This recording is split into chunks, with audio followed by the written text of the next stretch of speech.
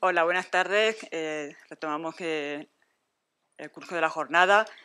Vamos a presentar a María Asunción Tejedor Huerta, que por un error que ha habido en el programa, ¿vale? Porque no es doctora en psicología, sino que es psicóloga y mediadora, presidenta de la Asociación Iberoamericana de Psicología Jurídica en España, autora de varios libros y artículos sobre la alienación parental, miembro del Grupo Internacional para el Estudio de la Alienación Parental y del Grupo Europeo para el Estudio de las Interferencias Parentales y miembro de AGEMIB.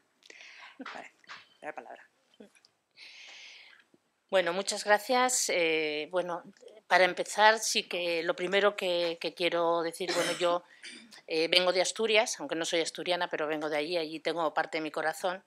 Sí que quiero manifestaros, desde luego, mi tristeza e indignación por lo que supongo todos sabéis, estos hechos tan terribles que han sucedido ayer en Asturias.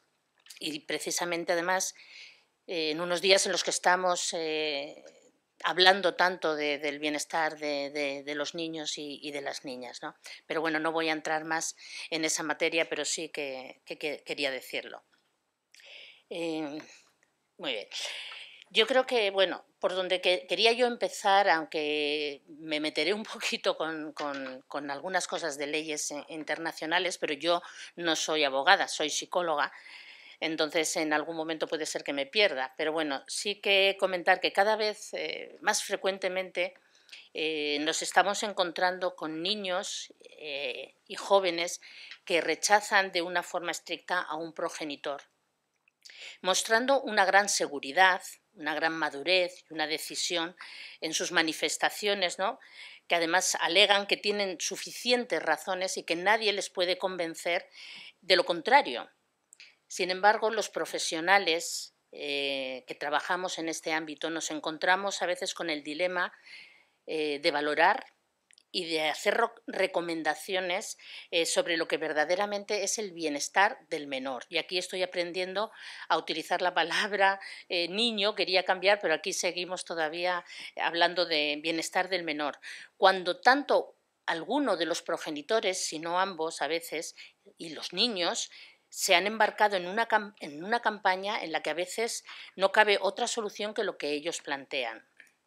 Incluso nos puede sorprender cómo a veces los progenitores basan sus propias peticiones en lo que ellos desean, más de lo que aquello que es mejor para sus propios hijos.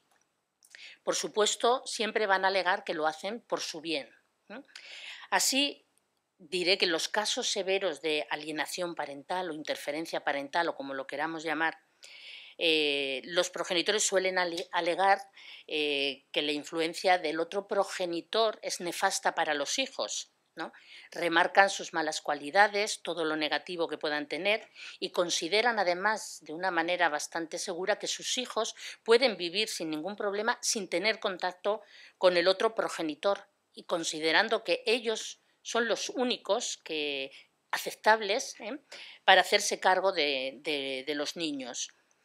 Pero hay casos en los que se ha dado un cambio, a lo mejor de custodia, por algunas circunstancias. Entonces sí que alegan que ese alejamiento temporal puede ser muy pernicioso para los hijos, ¿no? Por este cambio de custodia o alejamiento a veces, aunque sea temporal, y que puede ser contraproducente para la salud psíquica de los menores, cuando los mismos progenitores eran los que alegaban que el otro era mejor que no estuvieran con el otro progenitor. Por lo tanto, sí que estamos aquí ante un dilema y aquí vemos un poquito a veces las incongruencias con lo que nos encontramos. Esto no pasa. Ahora, sé que esta mañana de una manera magistral Jorge Cardona ya ha hablado de la Convención de los Derechos del Niño, pero como yo también iba a hablar de los derechos del niño, pues también haré mención a algunas cosas y de hecho algunas he corregido porque no las tenía bien. Desde luego fue en 1959, eso sí, que ya han pasado años, cuando se aprobó una declaración de los derechos del niño en los cuales había 10 principios, ¿no? Pero sí que era verdad que no eran suficientes para proteger los derechos de la infancia, porque además no tenían ni siquiera carácter obligatorio, ¿no? Ya sí que yo, por hacer un poco historia que me gusta, en 1978, además me sorprendió, pero fue el gobierno de Polonia que presentó a las Naciones Unidas una versión provisional de la Convención de los Derechos del Niño. Después de varios años, aquí sí donde he corregido un poquito, porque la verdad celebramos que el 20 de noviembre, que es el día que celebramos de la Convención de los Derechos del Niño, pero fue del año 1989, donde se presentó a la mayor parte de los países y donde firmaron muchos, pero se convirtió en ley, si no me equivoco, en 1990. Por eso se está diciendo que celebramos este año los 25 años de la Convención. Y bueno, fue aceptada por casi todos los países, que hoy lo he corregido, 194 países, excepto 3, yo tenía 2, Somalia, Sudán del Sur, que es el que no tenía, y Estados Unidos. Eso sí que verdaderamente es sorprendente, o no, bueno, no lo sé. Desde luego, esta convención sí que nos aportó una visión de los niños diferente, o sea, diferente porque eran unos sujetos, de pronto, unos sujetos que tienen derechos, que antes no existía. Y bueno, y ahora tampoco no sé si verdaderamente todos los respetan como debieran, ¿no? Los derechos de la infancia se basan en 4 principios fundamentales, que son la no discriminación, o sea, que todos los niños tienen los mismos derechos o debieran tener los mismos derechos, el interés superior del niño a cualquier decisión, ley o política que pueda afectar a temas de la infancia, sobre todo lo que tiene que ver con su bienestar, el derecho a la vida, a la supervivencia y al desarrollo, o sea que todos los niños y niñas tienen derecho a vivir y a tener un desarrollo adecuado, y la participación de los menores de edad a ser consultados sobre las decisiones que les afecten y a que sus opiniones sean tenidas en cuenta. Aquí será en este último principio donde quizás vaya a basar un poco más mi intervención. Sí que considero que quedan muchos retos pendientes en lo que al cumplimiento de derechos se refiere, incluso después de estos 25 años de celebración que tenemos, pero sí que también diremos que se han logrado muchos logros, ¿no? Por lo tanto, yo creo que es importante que sigamos hacia adelante. En cuanto a las relaciones paterno-filiales, en la Convención de los Derechos del Niño hay una serie de artículos que sí que hacen referencia. Aquí me falta el artículo 3, que no lo tenía, porque ese en realidad es el que habla sobre el interés superior del niño. El artículo 7, que es el derecho que tienen los niños a conocer a sus padres, a sus progenitores, y a ser cuidado por ellos, si ello es posible, ¿no? El 8 habla del derecho de los niños a preservar las relaciones familiares. El 9 del derecho del niño a no ser separado de sus padres, salvo causa justificada. El 12, a ser oídos y expresar su opinión antes de que se tome una decisión que les pueda afectar de alguna manera y en alguna materia. Y el artículo 18, que habla de que los padres tienen también obligaciones con respecto a la crianza y desarrollo de sus hijos, ¿no? Por lo tanto, sí que mi planteamiento lo voy a basar entre los derechos de los niños a ser escuchados y tenidos en cuenta sus deseos. No voy a entrar en las leyes españolas, primero porque no me las sé, aunque sí que las he leído, ¿no? Pero sí que aquí lo más importante y lo que muchas veces nos podemos encontrar es la mediatización, es decir, o la instrumentalización de los niños a la hora de expresar verdaderamente cuáles son sus deseos, ¿no? Sobre todo si son influenciados por un tercero y si este tercero encima es alguno de sus progenitores. Esto no es algo que suceda solo aquí en España, nos estamos encontrando en muchos países, sobre todo en los países más desarrollados y en los países en los que todavía, aunque en muchos de ellos sí que he visto que aunque tienen firmada la Declaración de los Derechos del Niño, de la que acabamos de hablar, sin embargo los niños no son nunca preguntados ni consultados. Sobre todo en algunos países que conozco más de América Latina. Por lo tanto, tenemos aquí esa ley o esa convención, está aprobada, pero no se pone en práctica. Con carácter general, ese derecho a ser escuchado lo vemos muchísimas veces, los jueces a veces lo tienen en cuenta, pero también he de decir que es verdad que hay veces que lo que dice el menor no, sobre todo si se demuestra de alguna manera que hay algún tipo de instrumentalización.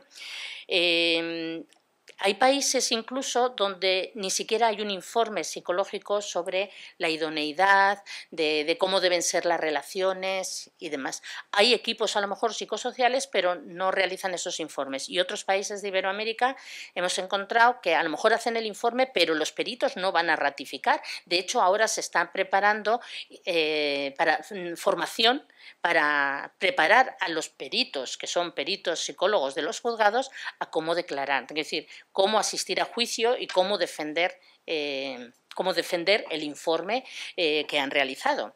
Aquí llevamos unos años, pero es verdad, recuerdo hace muchos años, no voy a decir cuántos para no decir mi edad, pero yo al principio cuando hacía informes periciales no teníamos que ir a declarar y muchas veces a lo mejor incluso te hacían algunas preguntas cuando ibas a entregar el informe, algunas preguntas de aclaración el abogado, pero fuera de sala, ¿no? El ir a declarar, eso ya fue posterior. Bueno, en los casos sí... Ay, de esto me he olvidado. Bueno, yo creo que si me lo pasas tú cuando veas que... Sí, vale, sí, cuando queráis. Sí, es que esa, no sé de qué va. Ah, vale. Sí, en cuanto a la audiencia, es verdad que, bueno, se suele decir que mayores de 12 años, a veces menores incluso que tienen suficiente madurez, y hay veces que te vienen los propios padres con un niño de 3 añitos que casi no saben ni hablar y dicen, pero es muy maduro, ¿eh? Es muy maduro, y el niño, tú pregúntale que el niño te va a decir todo, te va a cantar todo. Entonces, es decir, esa supuesta madurez también hay que tenerla en cuenta, incluso ya el propio hecho de que insistan tanto en que a los niños hay que escucharles, entonces ya te da cierta, o sea, te da ya una valoración sobre la situación. Pero el juez es verdad que a veces pues necesita que los profesionales le ayuden a la hora de interpretar estas manifestaciones. Sobre todo cuando esas manifestaciones van encaminadas a que no quieren relacionarse de ninguna manera con el otro progenitor, o que no quieren dormir, o que no quieren pasar tiempo, o que les hacen algunas cosas, en fin.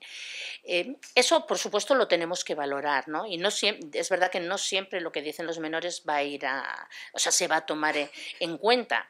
A no ser de que hay veces que nos encontramos con adolescentes, puede ser preadolescentes o adolescentes o incluso ya adolescentes cercanos a la mayoría de edad, en las cuales te ves en una encrucijada en que ¿quién va a tomar la decisión? Es decir, el juez puede decir, ¿cómo voy a tomar la decisión de decirle que tiene que ir a vivir con el progenitor que está diciendo que no quiere? Es decir, ¿qué puedo conseguir con esto si no es un enconamiento mayor, a lo mejor, de la relación de ese adolescente, porque además está cerca de la mayoría de edad? Entonces, muchas veces hay que valorar y ponderar si esa, incluso aunque haya una instrumentalización, si eso verdaderamente va en beneficio yo voy a decir menor porque estoy acostumbrada, ¿no? De ese menor, aunque sea adolescente, y un adulto cercano, ¿no? Pero hay que valorarlo si verdaderamente, o como decía esta mañana la señora fiscal, ¿no? Cuando dijo, claro, es que tomamos esa medida porque es lo más fácil. Yo fui la que salté, lo siento, salté diciendo, ¿más fácil para quién? ¿Para ellos, para no llevar el asunto? Porque ahí es donde está el problema, porque al final, ¿qué vamos a ir por lo fácil? Pues si vamos a ir por lo fácil, ¿para qué vamos a hacer informes? ¿Para qué vamos a preguntar a los niños? ¿Para qué? O sea, ¿para qué nos vamos a molestar, no? Entonces, si verdaderamente vamos a hacer un buen trabajo, vamos a hacerlo, pero de verdad, del principio a fin. Bueno, lo de la voluntad manifestada por el menor, aunque a veces haya controversia, te quiero decir, en los progenitores, es verdad que puede haber controversia, por eso están acudiendo al sistema judicial, ¿no? Te quiero decir, son unos progenitores que no son capaces de llegar siquiera a un acuerdo en lo que va a tener que ser las relaciones con sus hijos, y pretenden que otra persona extraña, que es un juez, o unos psicólogos, o quien sea que pueda estar alrededor, sean capaces de llegar a solucionar un problema que ellos como padres no han sido capaces. Sí que tenemos muchas herramientas para ayudarles a dar algunos pasos, pero no tenemos ninguna varita mágica, sobre todo cuando hay a veces motivaciones o algún tipo de circunstancias que puedan impedir o que impiden, de alguna manera, el que pueda haber algún tipo de acercamiento, ni siquiera a veces pensando en sus propios hijos, ¿no? Desde luego, sí que es importante que para valorar ajustadamente las manifestaciones de los niños, y ya voy un poquito a donde empecé con respecto a que los menores sean escuchados, hay que tener en cuenta a veces no solo lo que literalmente los niños suelen decir, sino también cómo lo dicen. Precisamente por esa mediatización. Hay que profundizar, hay que ver cómo eran las relaciones, es decir, esto lleva su tiempo, ¿no? Esas motivaciones, a veces puede haber motivaciones en los menores que verdaderamente sí puedes llegar a entender, que a lo mejor no quieren tanta relación, quizás incluso, aunque hubiera habido mucho contacto, pero puede haber otras circunstancias y sí que tenemos que valorarlas y tenemos que ver que si son razonadas o son caprichosas, pero incluso a veces, incluso aunque sean caprichosas, habrá que valorar si el tomar una decisión contraria a los deseos del menor, a dónde puede llevar. Porque a veces se toman esas decisiones contrarias y lo único que estamos provocando es un enconamiento en el conflicto parental. Porque la lucha puede continuar, ¿no? Incluso, bueno, ya lo dije, lo de los adolescentes, cercanos a la mayoría de edad, por lo tanto eso no lo voy a repetir. Y sí que es verdad que no siempre la recomendación y decisión judicial va a hacer seguidismo de lo que digan los menores, con lo cual tenemos ahí una salvaguarda en que verdaderamente se puede mirar de alguna manera en lo que es mejor para ellos. Es decir, pueden alegar muchas cosas, pero verdaderamente a ver si esa situación puede mejorar y vamos a preservar de alguna manera el que se mantenga la relación. Sí que se ha dicho, es verdad, esta mañana, no hace falta que el tiempo sea contado por horas ni minutos, como muchas veces se pretende. Tengo que recoger al niño a las 10, no a las 10:05. Eso no es lo que los niños necesitan flexibilidad, porque todos necesitamos flexibilidad. Si somos demasiado estrictos podemos perder un poquito la batalla, ¿no? En cuanto a la visión internacional, os voy a decir que bueno, este año, en septiembre, aquí en Madrid se celebró un Congreso Internacional de Psiquiatría, al cual fui invitada a participar en un simposio, además como psicóloga, con un montón de psiquiatras, no estaba mal, había algún otro psicólogo por ahí, pero pocos, la verdad, los psiquiatras no nos suelen abrazar ni eso. Pero yo estaba, bueno, porque pertenezco al grupo de estudio de la alienación parental, el grupo que llamamos PAS para el estudio. Bueno, está formado por personas de más de 30 países y entonces pues era una visión quizás un poco internacional, porque había también mesas en las cuales decían que esto no existía, que era una invención de algunas personas, y entonces aquí un poco demostrábamos que en qué distintos países y sin tener ningún contacto entre nosotros hay profesionales que trabajan temas de alienación parental. Entonces, el profesor William Burnett, que es profesor de la Universidad en Nashville, en Tennessee, hizo un poco la definición de lo que considera que es la alienación parental, pero además centrándonos un poco en que era un problema que afectaba sobre todo al desarrollo psíquico y emocional futuro de los niños. Más que centrarnos en los adultos, se estaban centrando más en qué estamos haciendo con nuestros niños, ¿no? Aparte que afecte bueno, iba a decir millones, pero no, de familias, millones no, espero que no. Bueno, quería decir miles de familias, sí, en todo el mundo, pero lo que quería centrarme es eso, sobre todo en el malestar que provoca a los menores y a sus familias. Hay otra autora que también bueno, ha escrito bastante, que es Lena Hellblom, que es de Suecia, y ella sí que ha hecho un estudio buenísimo sobre la alienación parental como una violación de los derechos humanos y sobre todo basándose en la Convención de los Derechos del Niño, estudiando casos de alienación parental durante 20 años en Suecia.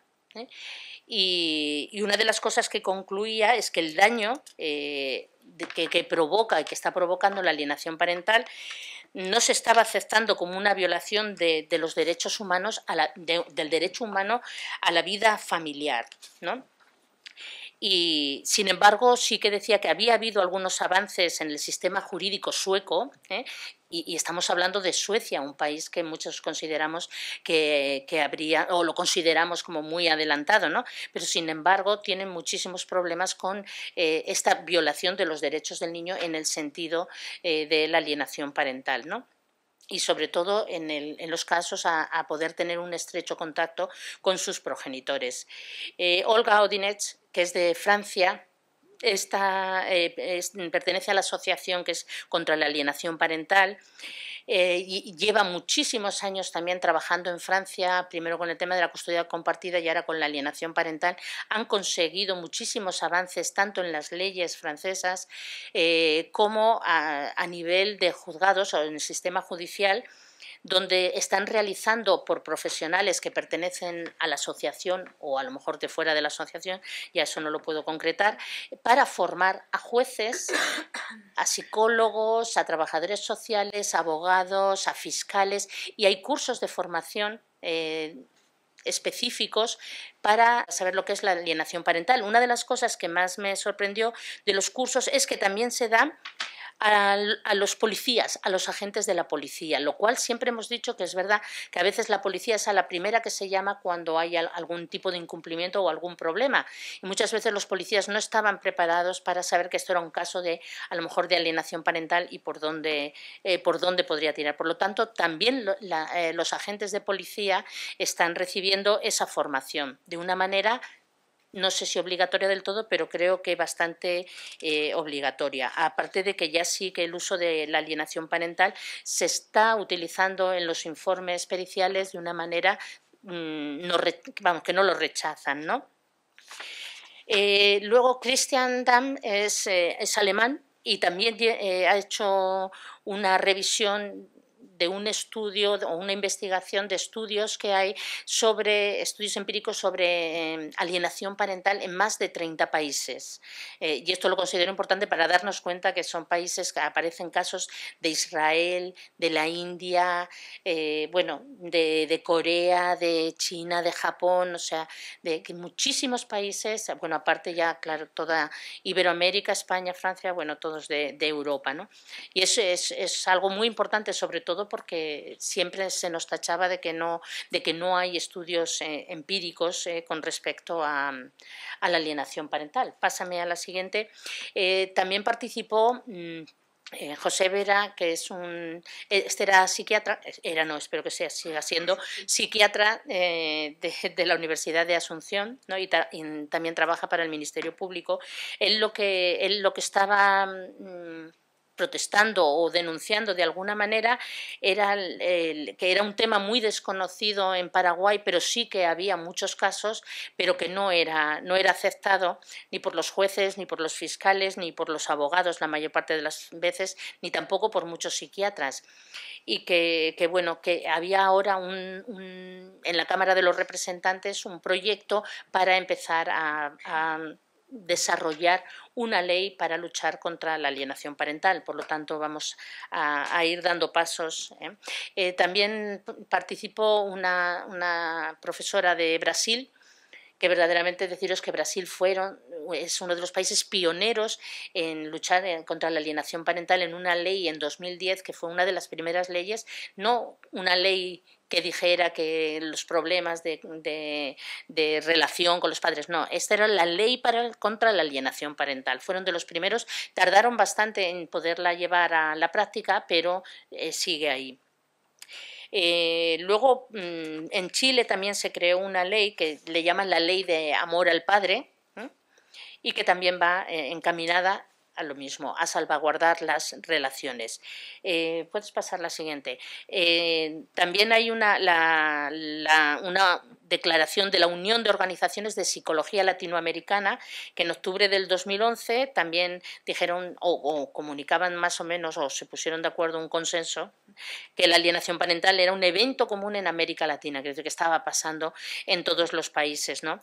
Y sí que algunos de ellos hay algunas diferencias. Por citaros alguno, en Argentina había habido un avance y ahora ha habido un retroceso muy grande, hasta el punto de que los profesionales psicólogos no son libres de poder decir que hay un caso de alienación parental, con problema de que les puedan incluso sancionar. En Colombia ha habido también bastantes avances.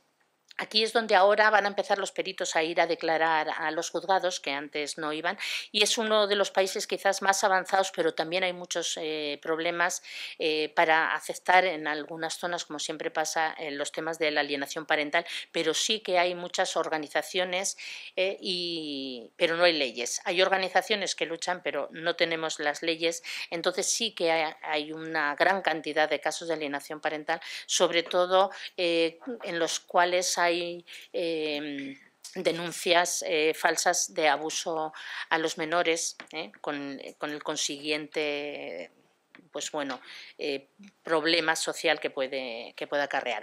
En México, quizás lo conozco porque he estado más recientemente allí, se empezó en alguno de los estados, México funciona también con estados federales, y en algunos de los estados promulgaron, o no sé cómo se dice, bueno, la ley civil, modificaron el Código Civil, eso quería decir, y tenían unos artículos, bueno, es que de leyes me pierdo, en las cuales se penaba de la alienación parental, es decir, con sanciones. Ellos fueron directamente a lo máximo, te quiero decir, cogieron los estudios últimos y dicen, ¿qué hay que hacer?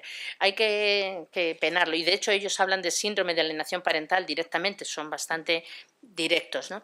Empezaron en algún estado, que creo que se llama en Guanajuato, y posteriormente empezó el estado de Guerrero, donde ahora hay tantos problemas, luego en Durango y en México DF también. Aunque son, bueno, los estados, luego está la ley del país, ¿no? Que en ella todavía no se ha promulgado esta ley, pero sí en alguno de estos estados.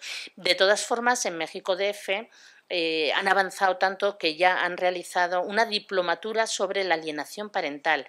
Está auspiciada por la UNAM, que es la Universidad Nacional de México, y se está dando la formación en la Universidad de Pantlato, que es una universidad en la que se forman los abogados.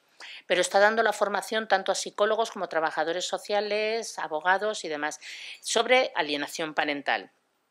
Está organizada también por la Organización Iberoamericana de Defensa a la Familia y el Interés Superior del Menor.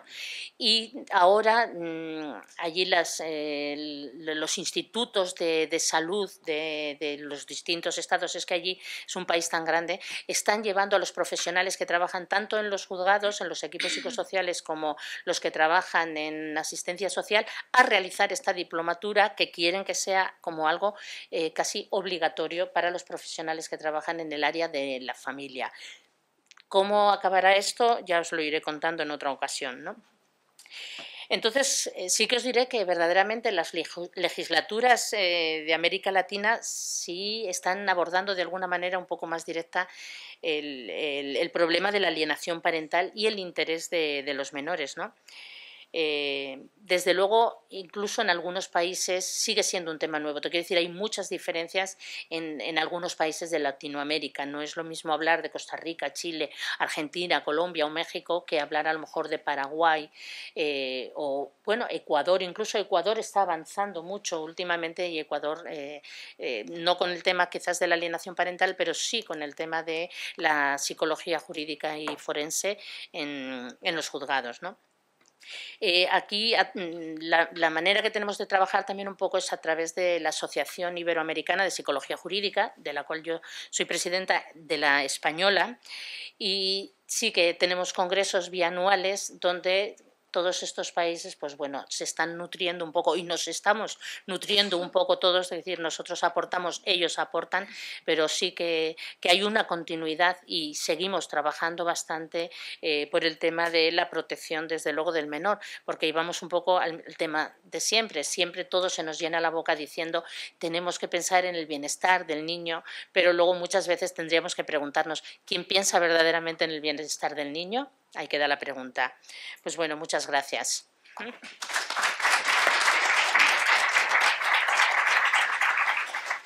Bueno, en primer lugar, dar gracias a SEMI por invitarme a compartir con vosotros, por tener esta oportunidad. Conocí a la asociación, no era miembro.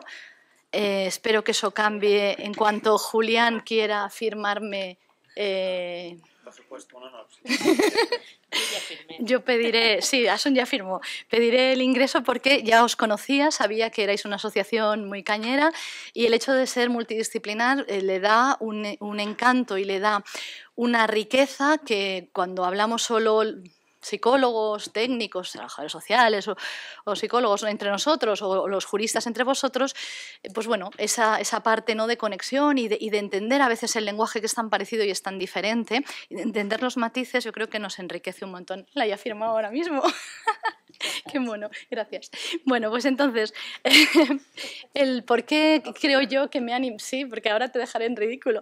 El por qué creo yo que me han invitado aquí es porque, bueno, tengo conocimiento del tema de las periciales psicológicas y de las valoraciones, porque trabajo tanto en la práctica privada como en los equipos. He sido equipo técnico de un servicio técnico de un punto de encuentro en Tarragona, he sido la coordinadora del equipo y en este momento actual todavía soy psicóloga que atiendo a mujeres maltratadas en el Institut Català de las Dones, en el Instituto de la Mujer en Tarragona. Entonces, soy una rara avis porque soy pro custodia compartida. Dices, normalmente, ¿cómo las feministas te dejan? Pues porque creo que el sentido común, el buen hacer de los profesionales y el principio rector del interés del menor es el que nos tiene que motivar, porque el menor siempre está por encima del interés particular del progenitor y la progenitora, porque el niño es quien suele sufrir cuando hay situaciones de violencia y porque hay situaciones de violencia que son reales y hay situaciones de violencia que como técnica a veces no las veo y no las identifico o no me las creo, ¿no? Pero a veces hay un poco de todo ello. Vamos a ver, pues vamos con la presentación. Como bien ya se ha señalado a lo largo de la sesión y de la jornada, el interés del menor o de los niños es un concepto bastante ambiguo y bastante indeterminado. Yo puedo aportar un poco desde la psicología, obviamente. No quiero nunca perder la oportunidad, cuando me ponen un micro delante, de ser reivindicativa. Creo que los cambios se producen a base de reivindicar y a base de explicar con argumentos y con experiencias qué casos, qué situaciones deberíamos mejorar y por qué. No me da tiempo, necesitaría 7 horas para explicar más cosas, pero creo que hay aspectos estructurales que quizás no está en nuestras manos como psicólogos o como juristas cambiar, pero que tenemos que hacer presión para conseguir esos cambios. Se han señalado también por otros miembros de la jornada de hoy. Necesitamos más jueces, más juzgados especializados en familia. En Tarragona tenemos un juzgado de familia, pero tenemos muchos pueblecitos alrededor que no hay juzgados específicos de familia. Y nos encontramos con jueces, pues eso, que están que si un desahucio, que si un tráfico y que luego hay una familia, ¿no? Que tengo yo aquí que ver ahora, los niños. Necesitamos que nuestros jueces sepan de familia y sepan mucho y estén muy sensibilizados y hayan escuchado a los técnicos que les puedan ayudar, también a los psicólogos y a los equipos psicosociales, que les hayan podido explicar algunos aspectos teóricos y algunos aspectos prácticos. Necesitamos... Por ejemplo, no sé si era fiscal o su señoría esta mañana, que decían que hay juzgados pequeños donde hay varios juzgados de instrucción y que se reparten, le reparten a uno en concreto todos los casos de familia. Por ejemplo, en el Vendrell, que es una localidad cercana cercana a Tarragona. Ya lo han hecho así. Tenemos un juez transversal. Es un juez joven, recién salido bueno, ya no está tan recién salido de la escuela judicial, pero es una persona con mucha empenta, como decimos en Cataluña, ¿no? Con muchas ganas de hacer bien las cosas y está, pues bueno, viendo todos los casos de familia de esa localidad. Esa idea la han podido poner a la práctica allí. Yo imagino que en otras comunidades también. Pensad que yo hablo desde mi experiencia. Seguro que en algunos sitios aquello que yo me parece bueno o novedoso puede ser que ya lo tengáis implantado o que esté en ciernes de hacerse. Necesitamos más fiscales, lo decía la señora fiscal esta mañana. Es que yo el otro día estuve esperando en un pueblecito que tiene solo 3 juzgados de instrucción, estuve esperando 1 hora y cuarto porque la fiscal estaba tomando con una declaración o con algo de un preso y no podía subir. Y los abogados se negaban a hacer la vista sin la fiscal porque querían que la fiscal estuviera en el caso de familia. Necesitamos fiscales que estén y que estén formados.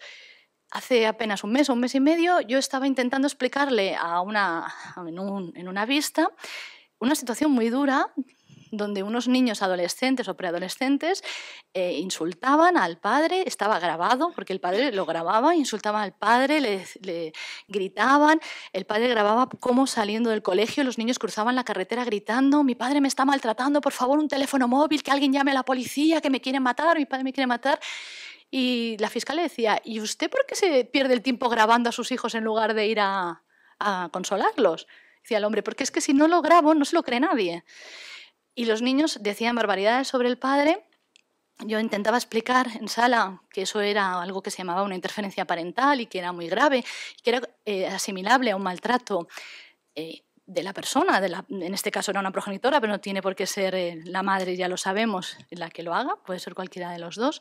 Yo le intentaba explicar que eso era un maltrato terrible que estaba haciendo esta señora, que estos niños estaban como en un proceso de secta y que había que sacarlos de ahí para desprogramarlos. Y la fiscal, con un tono un poco, a mí me pareció jocoso, me planteaba: ¿entonces qué me está explicando usted? Usted me está explicando, y además así con voz subida, me decía: usted me está explicando que esta señora, que lo que tenemos que hacer con los niños es meterlos en una secta. Y yo le decía: no, señora fiscal, estoy diciendo que los niños es como si estuvieran en una secta, hay que sacarlos y desprogramarlos.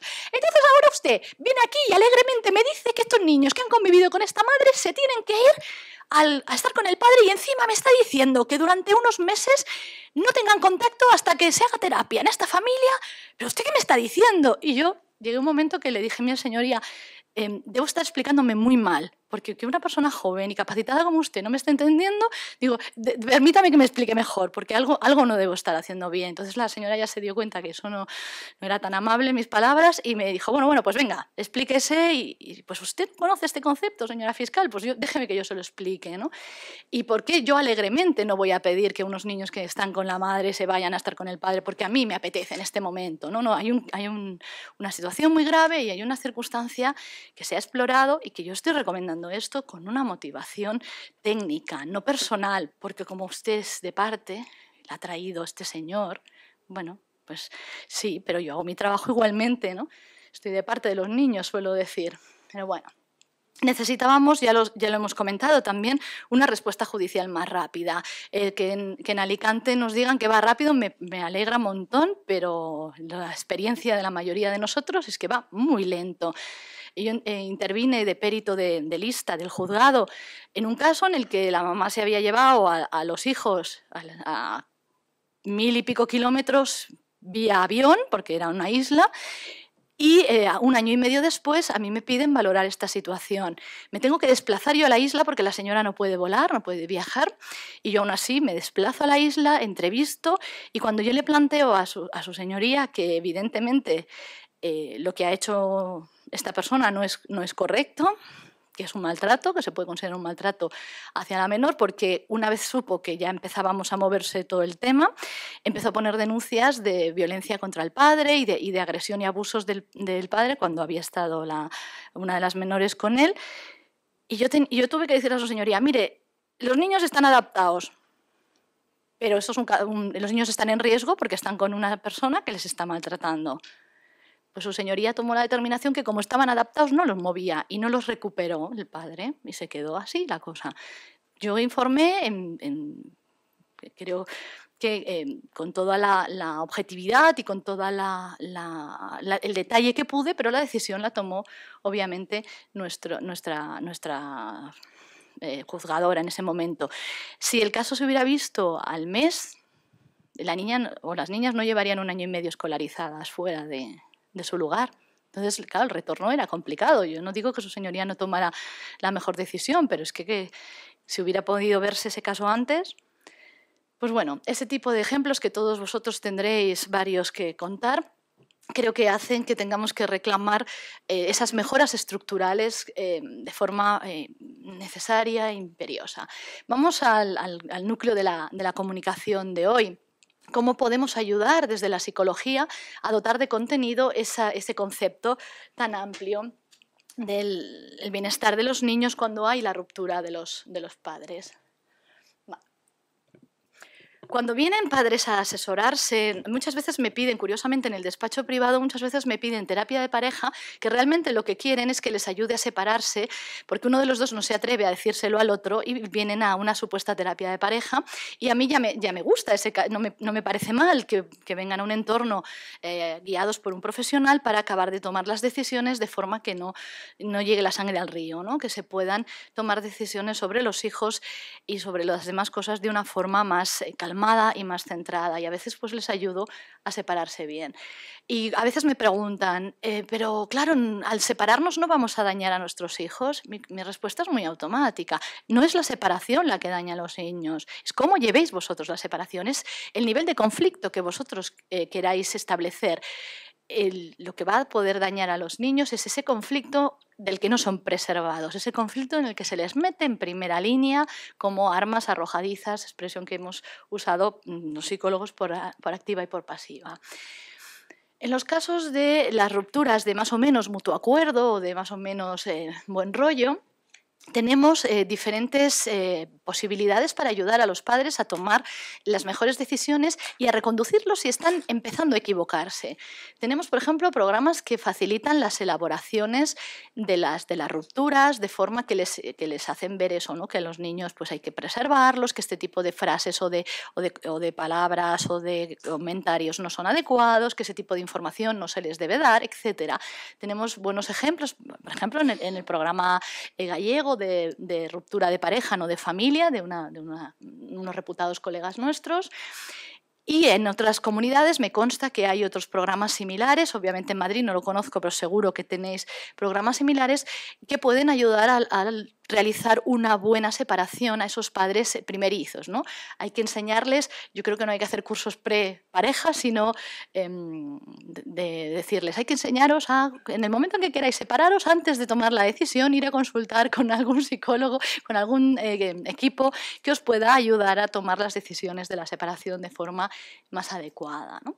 Tenemos programas de mediación, o tenemos la mediación como un recurso valiosísimo que puede ayudar a tomar medidas y tomar decisiones donde ambos progenitores se sientan responsables de sus decisiones, se sientan partícipes de las decisiones futuras hacia dónde van a ir los hijos y las cosas en común. Hay que ser cuidadosos con el tema de la mediación en aquellos casos en los que alguna de las dos partes, o como señalaba una compañera esta mañana, aquellos acuerdos que a veces se puede leer entre líneas que son forzados, que hay una parte que está chantajeando emocionalmente al otro para que acepte un tipo de acuerdo, un tipo de custodia, un tipo de pensión o no pensión, un tipo de reparto de los bienes. El mediador, la persona que esté detrás de ayudar a esta pareja a separarse bien, tiene que ser cuidadoso en detectar, obviamente, esas situaciones de mediación que no es real, ¿no? Que hay detrás una violencia ejercida, ¿no? Psicológica, un control, una presión, una amenaza detrás. Y en la mediación también hay que tener cuidado, por supuesto, en esos aspectos que tienen que ver con no mantener las desigualdades, ¿no? entre los sexos, o la desigualdad por el rol de padre-madre, o las desigualdades económicas, ser cuidadosos, ¿no? Pero de mediación también seguro que sabéis más que yo, muchos de vosotros, podríamos seguir hablando, pero es como recurso de entrada valiosísimo y necesario en casos de rupturas que se pueden reconducir a un mutuo acuerdo.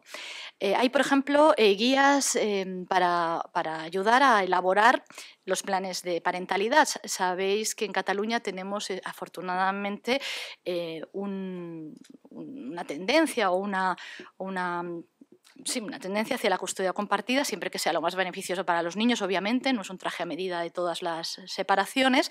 Y, por ejemplo, tenía aquí un link que no puedo clicar. Si entráis en la página web del Colegio Oficial de Psicólogos, en la sección de Psicología Jurídica, lo tenemos colgado en castellano también, que es un detalle, que es una guía de planes de elaboración de planes de parentalidad, donde unos cuantos colegas, entre ellos Lorenzo, que está por ahí disimulado en el público, unos cuantos colegas hemos hecho pues unas cosas muy básicas sobre el momento evolutivo y las necesidades de los menores para, sobre todo al principio de ponerse en marcha el Código Civil catalán, pues bueno, al principio me parece que es del 2011 la guía, orientábamos y puede ser interesante para otros compañeros del resto de España. Por desgracia, la mayoría de rupturas que llegan a nuestro conocimiento no son las de mutuo acuerdo, ¿no? Por desgracia son las contenciosas, son en las que hay lucha, hay gran disputa. Tenemos, por supuesto, la ayuda de estas guías o de esos programas de adaptación, pero se quedan cortos. Los programas de adaptación a la ruptura muchas veces se quedan cortos porque se ven sobrepasados por el nivel de conflicto y por el nivel de encarnizamiento y de maltrato hacia los hijos en común, ¿no? Tenemos en estos casos los psicólogos forenses, ya sean los equipos técnicos del juzgado o los privados, que por ejemplo en Cataluña estamos en el listado del turno de intervención, tenemos la posibilidad de poder asesorar al juez, de poder estudiar claramente pues, la familia, la situación. Ahora me ha venido a la cabeza una cosa que os quería decir al principio y que no os dije en cuanto al tema de los recursos, ¿no? Que os decía, yo siempre que cojo un micro soy muy reivindicativa, necesitamos más recursos. Nuestros equipos psicosociales están desbordados de trabajo. En Cataluña se tarda, pero es que cuando oí ayer que se llegaba a tardar 1 año y medio, 2 años en otras comunidades, es que a mí se me pone la piel de gallina. Entonces, yo creo que hay que ser muy conscientes de activar situaciones como, por ejemplo, decir, y es mi opinión, como yo, Nuria, psicóloga, decir, si estas personas tienen abogado de oficio, que recurran al servicio psicosocial de juzgado, pero aquellas personas que tengan abogado de pago se lo pueden permitir, rápidamente un psicólogo de la lista del turno de intervención que haga la valoración, de forma que los equipos técnicos se desatascarían y podrían realizar su trabajo con más calma y más tranquilidad, porque nos estamos encontrando informes en los que han podido tener 3 horas de entrevista y no han visto al menor. Y yo no dudo que las compañeras de los equipos técnicos sean brillantes profesionales, pero las limitaciones y la carga de trabajo que tienen pues hacen que a veces se les pueda pasar por alto algunos detalles que si hubieran tenido 8 horas pues no se les hubiera pasado, obviamente. Entonces, si conseguimos agilizar de esa forma, pues también me parece que sería un interesante trabajo, ¿no? Cuando no estás trabajando desde el listado, cuando no te ha inseculado el tribunal y te encuentras pues, que un papá o una mamá llegan a tu consulta privada y te piden una valoración, en Cataluña tenemos un montón de protocolos para hacerlo con buenas prácticas, pero es que nos encontramos, por desgracia, que somos muchas veces ninguneados por el otro abogado y por el fiscal a veces y por el propio juez muchas veces, ¿no? Decir, bueno, es que el psicólogo como es de parte nos da una visión parcial y tal, oiga, que yo mando un burofax a la otra parte, oiga, que yo me he entrevistado con los profesores, oiga, que yo he hecho muchas cosas, me he leído muchos informes de otros compañeros y mi opinión no será el 100% la realidad familiar, porque obviamente no me he podido entrevistar con el otro progenitor, pero tenga un poco en cuenta que he valorado a los menores y que de los menores también le puedo hablar y le puedo ilustrar, ¿no? Entonces, por ejemplo, también en Cataluña hemos creado, pero esto está en castellano, sí, y también podéis entrar en el link. Hemos elaborado ahora una guía de buenas prácticas más breve que la que tenéis los psicólogos de aquí de Madrid y con acuerdo a nuestra comisión deontológica. Digo esto porque los que seáis de la psicología sabréis que la guía de buenas prácticas y la comisión deontológica de Madrid es muy restrictiva. Nuestra comisión deontológica, como está muy especializada en jurídica, es muy sensible a la realidad del psicólogo jurídico tiene unas apreciaciones interesantes. ¿Quién es la guía? Bueno, pues también la hemos hecho desde el grupo de trabajo en el que también está nuestro amigo, nuestro compañero Lorenzo. Y tenemos la presentamos el lunes pasado realmente, con un poco de recomendación a nivel ético y profesional, porque el objetivo que tiene la sección de los psicólogos jurídicos de nuestro colegio, la misión que tiene es que cada psicólogo vaya delante del tribunal a dejar el banderín más alto, ¿no? Hacer un trabajo excelente. Comentaba antes en el café que el miércoles estuve en un juicio con otra compañera, ella a petición del papá y yo de la mamá, entramos las dos porque el juicio se alargaba y la juez nos hizo entrar las dos, y las dos dijimos exactamente lo mismo, solo que ella un matiz a una cosa y yo un matiz a otro. Y la juez también se sorprendió y nos dijo: qué gusto ver en mi sala dos peritos que me están diciendo exactamente lo mismo y que cada una me hace una matización con su correspondiente argumento. Ojalá fueran así todos las periciales. Y claro, y yo le contesté: claro, señoría, es que utilizamos el mismo protocolo, es que básicamente deberíamos llegar a los mismos acuerdos, ¿no? Como señalaba el señor Jorge Cardona esta mañana, ¿no? Si 4 personas tienen que reflexionar sobre el bienestar de ese menor, tienen que llegar a la misma o muy similar conclusión, ¿no? Bueno, también tenemos los servicios técnicos de punto de encuentro o los puntos de encuentro familiar, que son una valiosa herramienta para casos en los que hay una dificultad con los regímenes de visitas o cuando hay una orden de alejamiento o un peligro hacia los menores, ¿no? Como por desgracia, cuando hay denuncias de violencia acordadas, las órdenes de protección y las órdenes de alejamiento, pues normalmente si se estima que es interés de ese niño continuar viendo al progenitor, pues bueno, se realizan esas visitas supervisadas, intentando proteger al menor todo lo posible, pues desde ese servicio técnico. Pero se quedan cortos porque están saturados, porque hay muchísimo trabajo y porque su intervención es una intervención que se queda ahí, ¿no? en que se cumpla el régimen de visitas. Tenemos dos figuras, tenemos una figura nueva, que es, en Cataluña le estamos dando mucha atención ahora, imagino que en otras zonas de España también es muy interesante y está en boga, que es la del coordinador parental o de parentalidad. El coordinador de parentalidad es aquel psicólogo, yo prefiero que sea psicólogo, ¿no? Pero aquel técnico que puede hacer un seguimiento y una ayuda a aquellas familias que se han separado de forma muy contenciosa y que les van a ayudar a resolver los problemas y a llegar a acuerdos por beneficio de los niños y van a evitar la judicialización de muchos temas. Vosotros os habréis encontrado, imagino, yendo a un juzgado porque papá y mamá no se ponen de acuerdo si el niño tiene que ir al cole público o al cole privado, porque no se ponen de acuerdo si tiene que hacer la comunión o no tiene que hacer la comunión, porque no se ponen de acuerdo si... ¿Vale? Entonces, todo este tipo de situaciones, el coordinador de parentalidad va a trabajar con esa familia ayudando a focalizar las decisiones que tomen en el mejor interés del niño e intentando ayudar a los padres a decirles de buenas maneras que se están equivocando en su posicionamiento y a reconducirlos, siempre teniendo en cuenta que, bueno, que hay unos hijos en medio y que tienen que ser proactivos en esos aspectos, ¿no? Por lo tanto, yo creo que es una figura que está en auge en España y que debe ser muy mimada y debe ser también dotada de recursos, como no, económicos y técnicos, para que puedan ayudar a desjudicializar a muchas familias, no todas, obviamente, pero sí muchas. Y por último, os quería también hablar, bueno, tengo más transparencias, pero os quería hablar del programa de intervención de interferencias parentales, que es un programa técnico que Asun Tejedor y una compañera que no ha podido venir, Asunción Molina, Ochón Molina, para los que la conocéis, y yo misma hemos creado. Es un programa, lo hemos podido editar en EOS, que es de aquí de Madrid, la editorial. Tiene, aparte de un poco de teoría, tiene explicada un programa de intervención con toda la familia.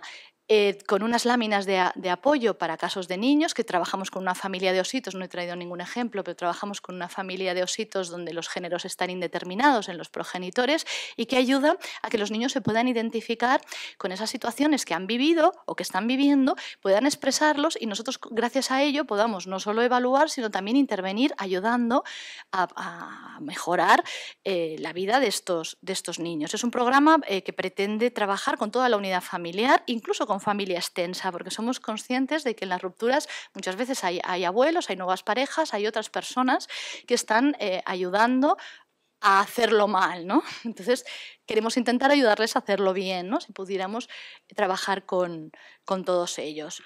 Bueno, por lo tanto, ya os decía, ya os avanzaba lo de más tiempo, más recursos para poder hacer bien las valoraciones, todo el tema que he comentado de los equipos técnicos que tienen, pues están saturadísimos en los juzgados y que deberíamos considerar que solo hagan los casos de justicia gratuita para que ellos trabajen más desahogadamente y todo pueda revertir en el mejor interés de estos niños, y siempre con buena praxis y con el código deontológico, por supuesto, como guía.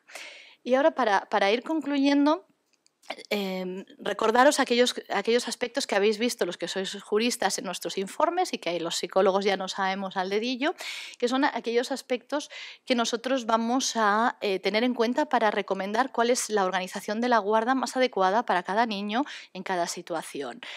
Una cosa que me gusta de lo que estamos haciendo, de lo que se está haciendo en Cataluña, es este aspecto de la palabra custodia ha pasado como a un segundo plano y hablamos de organización de la guarda. A mí me encanta salir de un caso en el que la juez, por ejemplo, estoy pensando en una en concreto, ella dice, la organización de la guarda se realizará tal día, tal la madre, tal día, tal el padre.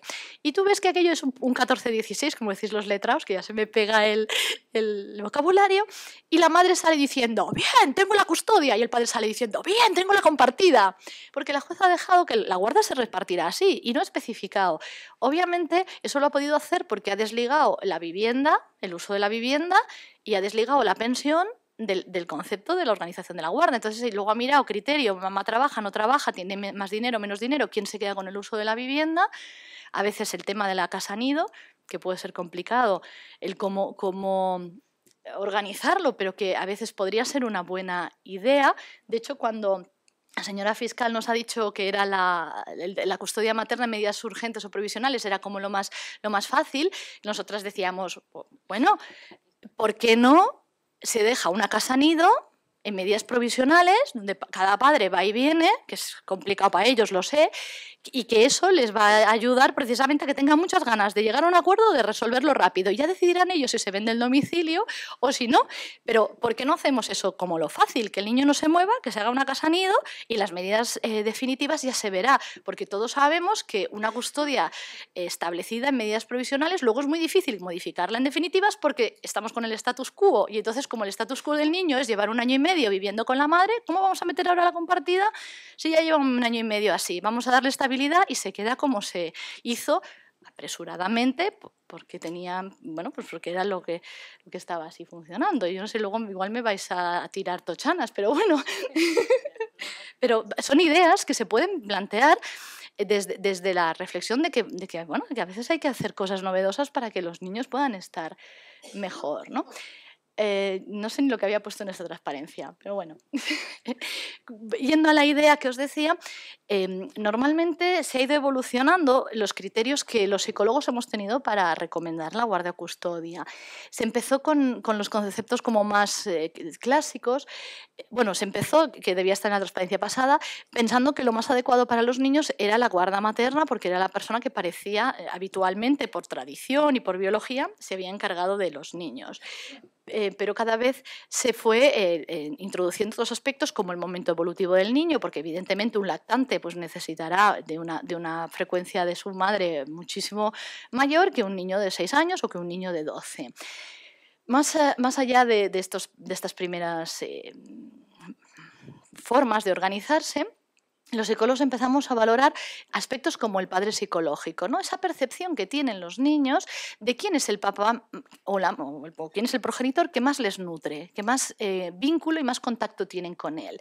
Yo recuerdo un caso de los primeros míos, cuando no había ni se sabía lo que era la custodia compartida casi, donde teníamos una organización familiar donde la mamá trabajaba de 9 a 10, porque trabajaba en un comercio lejos de la ciudad donde residía, con lo cual no iba ni a comer a mediodía, y el papá era repartidor y el papá trabajaba de noche. Entonces el papá llegaba a las 8 de la mañana de trabajar a casa, levantaba a la niña, porque la mujer se tenía que ir a las 8, 8:15, levantaba a la niña, le daba el desayuno, la vestía, la llevaba al colegio y a las 9:15 se metía a dormir en la camita.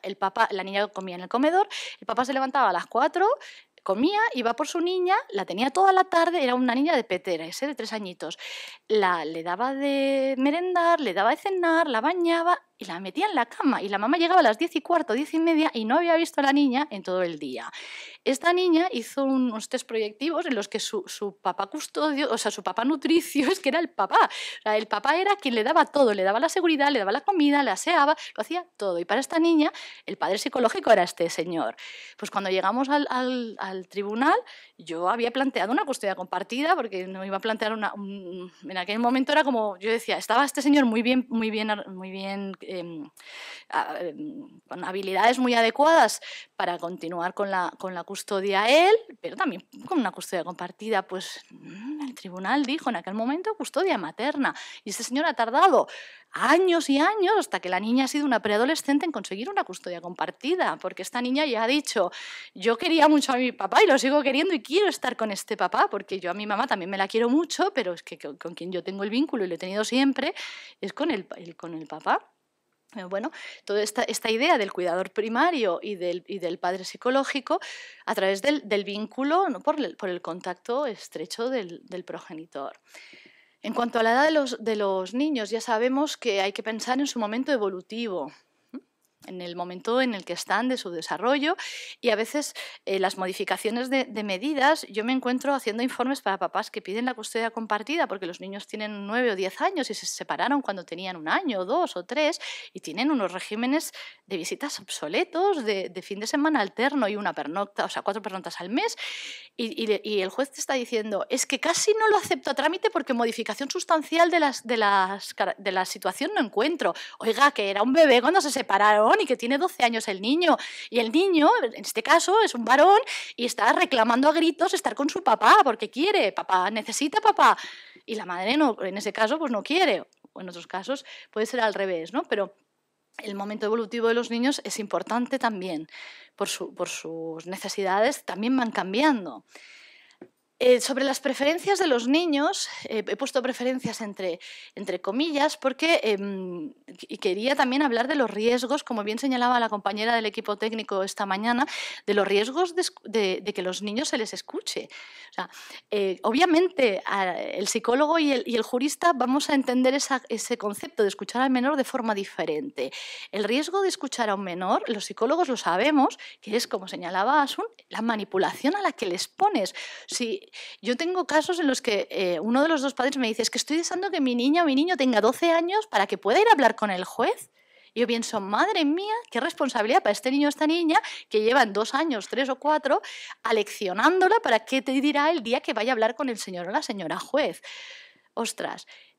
Y escuchar a los niños, a veces, yo a veces me pongo como borde y digo, es que los jueces a veces no deberían escuchar a los niños, deberían pedir, o sea, no escuchar, no deberían hacer la exploración judicial, deberían pedir que el equipo psicosocial o un psicólogo fuera el que escuchara a los niños e interpretara lo que están diciendo los niños, porque no es lo mismo, como decía Asun, lo que dicen, cómo lo dicen, la emoción que generan cuando lo dicen y todo lo que envuelve a lo que está diciendo el niño y todas las circunstancias. Entonces, si tú te encuentras como juez con un niño que te dice, yo ya estoy bien como estoy, pues qué fácil, ya está, que se quede todo como está. Pero es que, ¿qué hay detrás del yo ya estoy bien como estoy?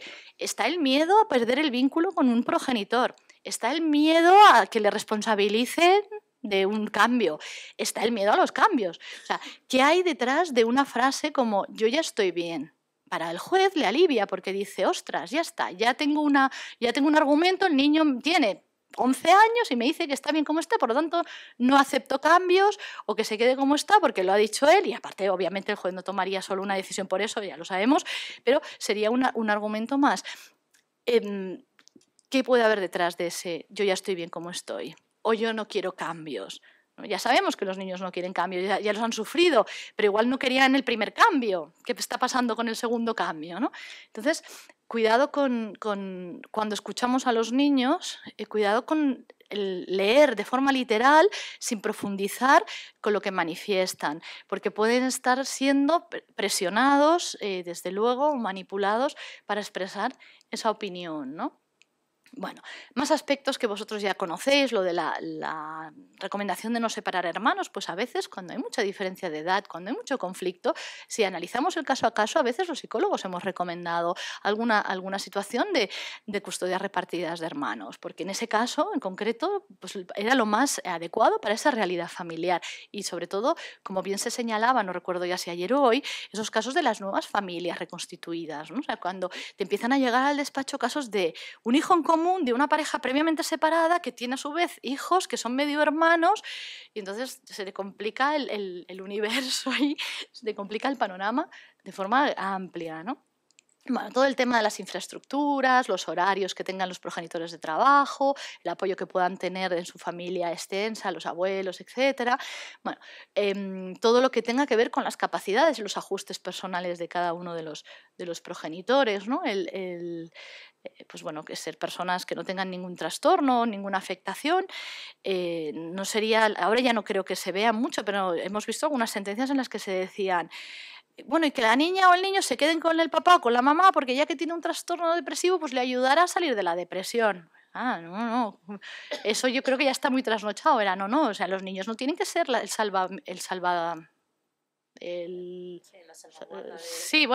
flotador, ¿no? Para sacar a flote a uno de sus progenitores. Al contrario, o sea, hay que pedirles, sé que es un gran esfuerzo, unas personas que se están separando, que están angustiadas, preocupadas y con su sufrimiento, pedirle que sean tan clarividentes y tan centrados para centrarse en sus hijos, pero es bueno, es lo que hay que ayudarles también a conseguirlo a los padres, ¿no? Bueno, las ideas que ahora valoramos mucho, conceptos como la corresponsabilidad o la coparentalidad, ¿no? Esa capacidad de uno de los dos progenitores para reconocer al otro como una persona capaz y como una persona necesaria para el desarrollo de su hijo, ¿no? Para el desarrollo futuro. Buscamos progenitores que sean capaces de decir, bueno, fue un mal marido, fue una mala mujer, pero es un buen padre o sigue siendo el padre, o es el único padre o la única madre que tiene mi hijo y como tal tiene que crecer sabiendo que su padre y su madre son buenos porque estamos invirtiendo en el futuro, en su futuro de conexión de nuevos, de lazos emocionales con otras personas. Estamos invirtiendo en que nuestro hijo en común pueda tener una vida adulta, satisfactoria, de vínculos emocionales y que no crezca pensando que es prescindible un padre o una madre, porque como mi madre o mi padre ya creció sin, pues bueno, y yo he salido muy bien, pues que mis hijos también crezcan sin madre o sin padre, ¿no? O sea, esos comentarios que a veces nos hacen en consulta algunos progenitores que se nos ponen la piel de gallina, ¿no? Bueno, el modelo educativo común, se insistía mucho al principio en que los progenitores tuvieran un modelo educativo común, pero a veces hay modelos que son complementarios y que son muy funcionales. Entonces tenemos que ser capaces de escuchar y de leer entre líneas, porque no solo por considerar que tengan un modelo diferente va a ser negativo para el hijo, puede ser enriquecedor, pero tenemos que valorar que pueda ser realmente complementario ese modelo educativo, ¿no?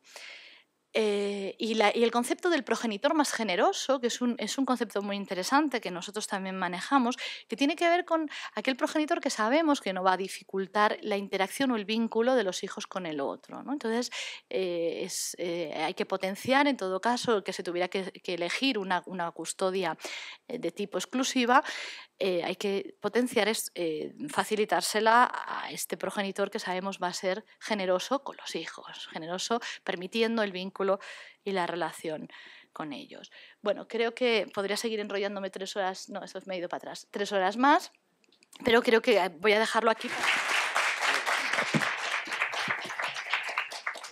Bueno, pues hemos llegado al final de esta jornada. Creo que ha sido muy interesantes las ponencias. Creo que podríamos llegar a concluir que es necesario modificaciones, sobre todo tanto en el ámbito de la Ley de Enjuiciamiento Civil como en el ámbito del Código Penal, donde se prevean esas situaciones que ahora mismo están generando conflicto. Y por otro lado, yo creo que es uno de los impulsos de ASEMIT, es con lograr la figura del defensor del menor. Pues aunque esta mañana hemos escuchado al fiscal, hay muchas deficiencias y el interés superior del menor requiere un defensor cualificado y un experto en la materia.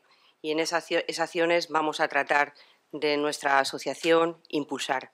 Nos gustaría que hoy, al final de la jornada, os fuerais con la idea de que a través de ASEMIT podemos llegar a encontrar soluciones, porque es evidente que a través de los procesos contenciosos y la mediación no nos resuelven todos los problemas en los que nos enfrentamos, al igual que el tema de los informes psicosociales. Los informes psicosociales, como hemos visto, generan muchísimos problemas a la hora de determinar las custodias o regímenes de convivencia.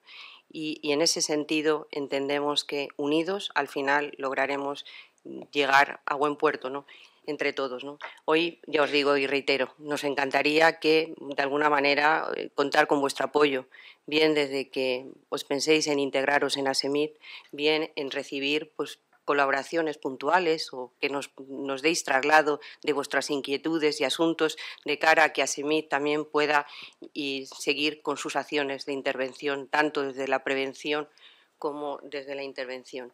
Y no quisiera dilatarme más, simplemente daros las gracias por vuestra acogida y os esperamos en nuestras próximas jornadas, que seguiremos trabajando en ello. Y sin más preámbulos, le doy la palabra. Pues muchas gracias. Y María Soledad Benítez, por favor. Bueno, yo al final ya te doy las gracias, yo creo que hablas tú. Pues yo poquito voy a decir. La verdad es que, entre otras cosas, porque la decana me habrá pillado la mitad del discurso esta misma mañana en la bienvenida, entonces ya me corresponde poco. Yo muchas veces digo que el metro cuadrado de la calle Serrano, que es donde estamos aquí ubicados, que sale un poquito caro y por lo tanto hay que amortizarlo. Por eso cuando ASEMIT nos planteó la posibilidad de este encuentro, que no deja de ser un encuentro multidisciplinar, y de alguna manera el Colegio de Abogados, en lo que es la unión interprofesional de aquí en la Comunidad de Madrid, también ejerce su liderazgo. La decana es la presidente de la Unión Interprofesional de Colegios de Madrid. Cuando se nos ofreció la posibilidad de acoger estas jornadas, pues la verdad es que no dije que no, todo lo contrario. Dije, mira, tenéis enchufe, entonces no os preocupéis que lo organizamos. Me ha contado Maripaz antes que se ha desarrollado todo magníficamente, que habéis tenido incluso algunas afiliaciones. Yo me gustaría que hubiera más. Ahí están yo no me voy a afiliar, porque no me dedico a estos temas, pero ahí están las hojas de afiliación, o sea que me gustaría veros haciendo cola allí. Voy a declarar la frase formal de que quedan clausuradas estas jornadas y por supuesto que si el año que viene, cuando se celebren las quintas jornadas, pues queréis contar con nosotros y el precio del metro cuadrado no ha bajado mucho y todas estas cosas, pues esto está a vuestra disposición. Y ahora me voy a dar el gustazo, que pocas veces puedo dármelo, de recordar al presidente que yo tenía en el banco donde yo trabajaba, que cuando terminaba las arengas que nos echaba antes de las juntas generales y todas estas cosas, decía, señoras, señores, ahora al copetín. Entonces, muchísimas gracias a todos, gracias por estar aquí y vamos al copetín, que caramba.